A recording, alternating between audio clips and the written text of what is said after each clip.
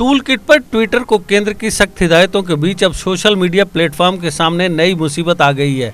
सरकार ने social media platform के लिए इसी साल 25 फरवरी को गाइडलाइन जारी की थी और इन्हें लागू करने के लिए 3 महीने का समय दिया था। डेडलाइन मंगलवार यानी 25 मई को खत्म हो गई। ट्विटर और इंस्टाग्राम जैसे सोशल मीडिया प्लेटफॉर्म्स ने अब तक नहीं बताया है कि गाइडलाइंस को लागू किया गया है या नहीं। ऐसे में सरकार इन पर एक्शन ले सकती है। इस बीच फेसबुक का जवाब आया है। कंपनी की तरफ से कहा गया है कि वह आईटी के नियमों का पालन करेगी, साथ ही कुछ मुद्दों पर सरकार से बातचीत जारी रखेगी। फेसबुक ने यह भी कहा कि आईटी के नियमों के मुताबिक ऑपरेशनल प्रोसेस लागू करने और एफिशिएंसी बढ़ाने पर काम जारी है। कंपनी इस बात का ध्यान रखेगी कि लोग आज़ादी से और सुरक्षित तरीके से अपनी बात हमारे प्लेटफॉर्म के जरिए कह सकें। सरकार ने सोशल मीडिया के लिए गाइडलाइन जारी करते हुए कहा कि सभी सोशल मीडिया प्लेटफॉर्म्स भारत में अपने 3 अधिकारियों, chief compliance officer, nodal contact person और रेजिडेंट ग्रीवेंसेस ऑफिसर नियुक्त करें।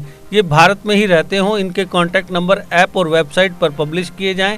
ये प्लेटफॉर्म ये भी बताएं कि शिकायत दर्ज करवाने की व्यवस्था क्या है। अधिकारी शिकायत पर 24 घंटे के भीतर ध्यान दें और 15 दिन के भीतर शिकायत करने वाले को बताएं कि उसकी शिकायत पर एक्शन क्या लिया गया और नहीं लिया गया तो क्यों नहीं लिया गया।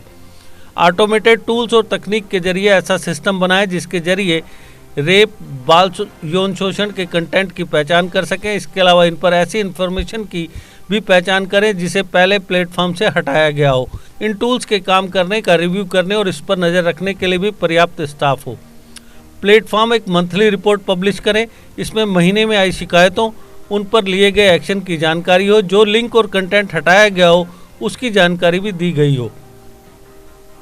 अगर प्लेटफॉर्म किसी आपत्तिजनक जानकारी को हटाता है तो उसे पहले इस कंटेंट को बनाने वाले, अपलोड करने वाले या शेयर करने वाले को इसकी जानकारी देनी होगी। इसका कारण भी बताना होगा। यूजर को प्लेटफॉर्म के एक्शन के खिलाफ अपील करने का भी मौका दिया जाए। इन विवादों को निपटाने के मैकेनिज्म पर ग्रीवेंस अफसर लगातार नज़र रखें। 50 लाख या इससे ऊपर यूजर बेस वाले मुख्य सोशल मीडिया प्लेटफॉर्म्स को ये नियम लागू करने के लिए 3 महीने का वक्त दिया गया था। ये मियाद 25 मई को खत्म हो गई। सिर्फ इंडियन सोशल मीडिया कंपनी कू ने गाइडलाइंस का पालन किया है।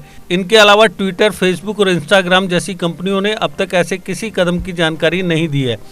3 अफसरों की नियुक्ति के लिए 3 महीने का समय भी पर्याप्त न होने पर सवाल उठता है। कुछ सोशल मीडिया प्लेटफॉर्म्स ने गाइडलाइन लागू करने के लिए 6 महीने का वक्त मांगा है। कुछ मामलों में इन प्लेटफॉर्म्स का स्टैंडर्ड जवाब होता है कि वो अमेरिका स्थित अपने हेडक्वार्टर्स के निर्देशों का इंतजार कर रहे हैं।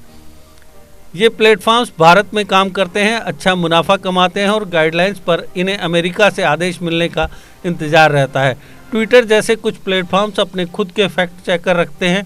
हालांकि इनका नाम कभी सार्वजनिक नहीं किया जाता और न ही इस बात में पारदर्शिता है कि ये किस आधार पर कंटेंट हटाते हैं। अगर डेडलाइन खत्म होने तक किसी भी सोशल मीडिया का जवाब नहीं आता है तो सरकार इनके खिलाफ कार्रवाई के लिए आज़ाद होगी। सूत्रों के मुताबिक नियमों का पालन नहीं होता है तो सरकार इन सोशल मीडिया प्लेटफॉर्म्स को दी हुई इम्यूनिटी वापस ले सकती है। इस इम्यूनिटी के तहत सोशल मीडिया प्लेटफॉर्म्स का रोल भारत में बिचौलिए के तौर पर दर्ज है। इसके मायने यह है कि अगर कोई यूजर किसी पोस्ट को लेकर कोर्ट जाता है तो इन प्लेटफॉर्म्स को अदालत में पार्टी नहीं बनाया जा सकता है। सूत्र बताते हैं कि अगर सरकार इम्यूनिटी हटा लेती है तो इन सोशल मीडिया प्लेटफॉर्म्स को भी कोर्ट में पार्टी बनाया जा सकता है। सरकार इस पर गंभीरता से विचार कर सकती है। व्हाट्सएप की प्राइवेसी पॉलिसी को लेकर भी सरकार ने कड़ा रुख अख्तियार कर लिया है।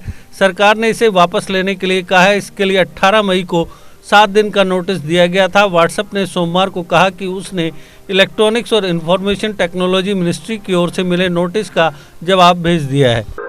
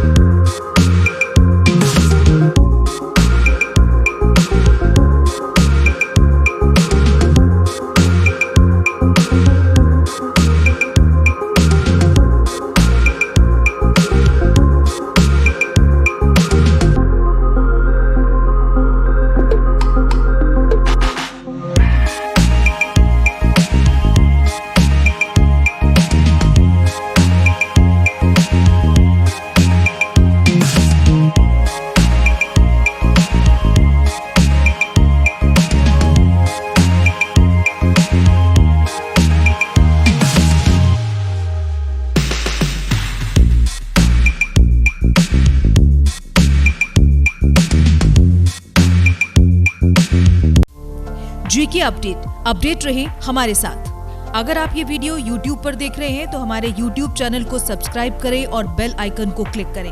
अगर आप ये वीडियो Facebook पर देख रहे हैं तो हमारा Facebook पेज लाइक जरूर करें।